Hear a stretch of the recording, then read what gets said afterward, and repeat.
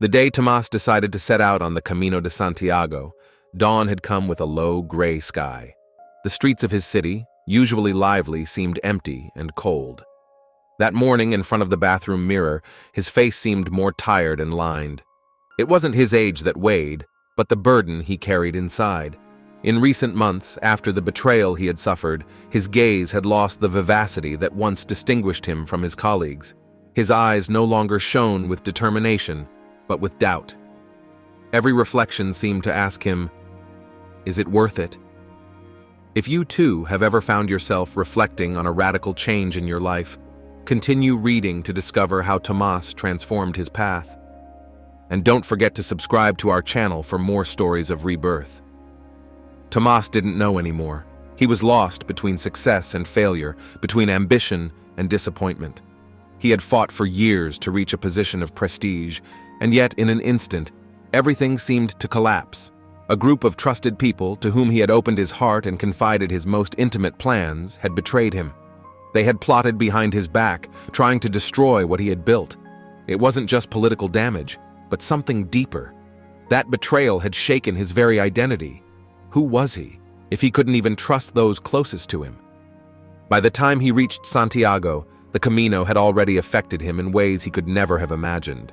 The frequent rain along the way forced him to stop in small shelters, where conversations with other pilgrims prompted him to reflect. Some of them were young, searching for direction in life. Others, like him, were older and had lost something along the way: a career, a love, a family. All seemed united by a common sense of loss. Have you ever undertaken an internal or real journey in search of answers? Tell us about it in the comments. We are curious to know your experience. It was during one of these stops that he met David, a man who traveled alone without any particular apparent purpose. He did not carry large luggage, only a worn backpack and an old steel canteen that seemed to have been with him for years. David seemed to have that inner calm that Tomás had always sought, but could not achieve. During a night of heavy rain, while the two were sheltering under a small porch of an abandoned church, they began to talk. David told Tomás how, in his youth, he had been a successful businessman. He had traveled the world, signed million-dollar contracts, and yet it had all left him empty. "Material success is like a raging river," David said in a calm voice. "You think you can control it, but eventually it overwhelms you. It leaves you adrift and you no longer know who you are or where you're going."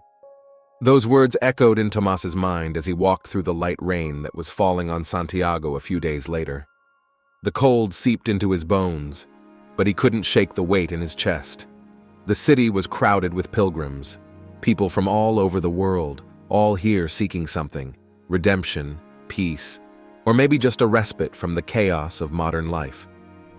Tomás walked through the crowd, feeling like a stranger among so many unfamiliar faces, but knowing that, ultimately, they were all there for the same reason. As he continued toward the cathedral, Tomás stopped at a stall selling small seashells, symbols of pilgrimage. The shells were carefully polished and decorated, and each pilgrim carried one around his neck or backpack. Tomás took one in his hand, observing the delicate veins that intertwined on the surface. That small shell, simple and fragile, contained within itself the symbol of a long journey, of a path that required sacrifice and resistance, the same resistance that he was searching for within himself. Shortly after, he found himself in front of the majestic cathedral of Santiago. The sun had finally broken through the clouds, illuminating the facade with a golden light. Tomás sat on one of the stone benches in front of the square, watching the people coming in and out of the cathedral, some with expressions of joy, others with faces marked by tiredness. He breathed deeply, trying to silence himself, to find some meaning in all that chaos. David joined him shortly after, sitting down beside him in silence. For a few minutes they both remained there, without speaking, immersed in the noise of the square and the sound of the bells marking the time. It was David who broke the silence. "You know, Tomás," he said, "many people think that the end of the road is the cathedral, that here they will find all the answers they are looking for. But the truth is that the road continues even after, inside us. The true pilgrimage is learning to live with what we have inside, accepting who we are with our defects and our wounds. And only then can we find peace. True change starts with inner acceptance. If you agree with this reflection, leave a like and share your thoughts with us. Tomás listened, nodding slowly. There was no more anger in his heart, only deep reflection. His journey was not over and probably never would be, but now he knew he no longer had to look outside himself for answers. That betrayal that had shocked him months before, that pain that had driven him to take the path, no longer defined his life. It was just a part of a larger journey. The sun was starting to set when Tomás stood up from the bench. He looked at David and smiled. "I don't know if I've found all the answers I was looking for," he said in a lighter tone, "but maybe I found the right question. Maybe peace isn't found in great successes, but in knowing who we really are without seeking validation from others." David nodded, his gaze full of approval. Life is full of moments when we lose ourselves, Tomás. But it's precisely in those moments that we find ourselves. True purpose is never fixed.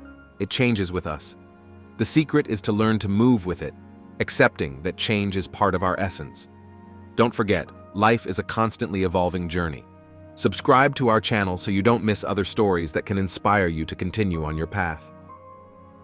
The lights of the cathedral came on, illuminating the square as night slowly fell on Santiago.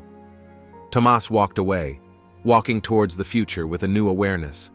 There were no certainties, only trust in his inner journey. He had found strength not in control, but in the ability to let go. And in that simple gesture, he had finally begun to discover who he really was.